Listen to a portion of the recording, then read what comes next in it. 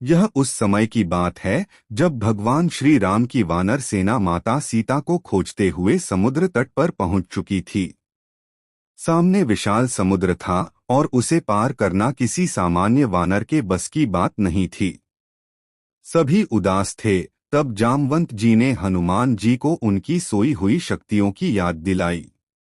अपनी शक्ति का स्मरण होते ही हनुमान जी ने विराट रूप धारण किया और जय श्री राम का उद्घोष करते हुए आकाश में उड़ चले।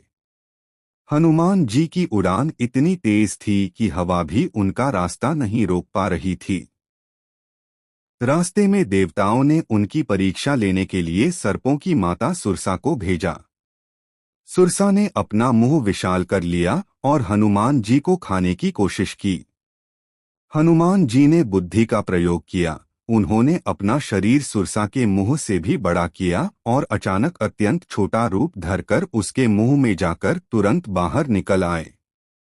सुरसा ने प्रसन्न होकर उन्हें आशीर्वाद दिया।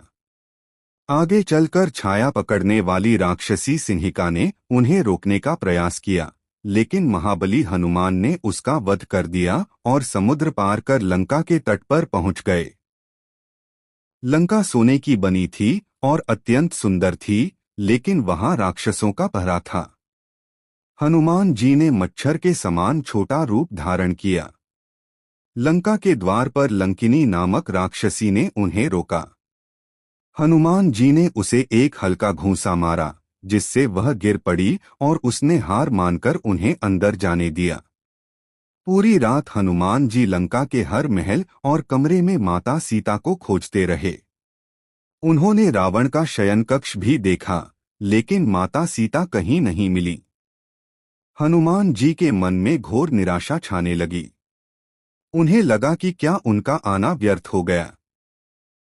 तभी उनकी नजर एक सुंदर बगीचे पर पड़ी, जिसका नाम अशोक वाटिका था। वहां अशोक के वृक्ष के नीचे एक स्त्री राक्षसियों से घिरी हुई बैठी थी।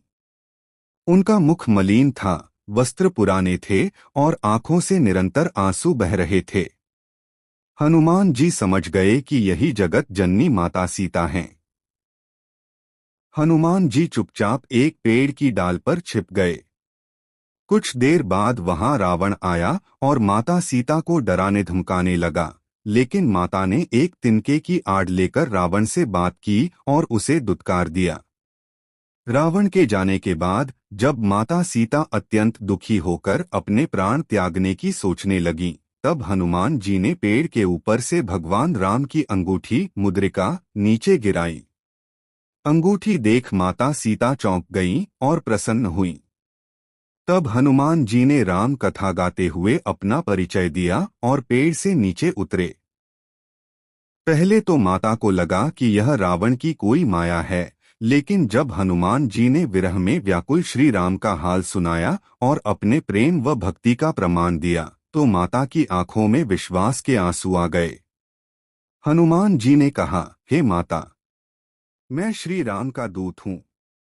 प्रभु वानर सेना के साथ जल्द ही आएंगे और आपको ले जाएंगे। माता सीता ने अपनी चूड़ामी निशानी के तौर पर हनुमान जी को दी।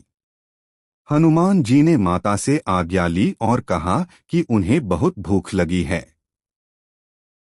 माता की अनुमति पाकर उन्होंने अशोक वाटिका के फल खाए और उस बगीचे को उजाड़कर अपनी ताकत का परिचय रावण को भी दे दिया।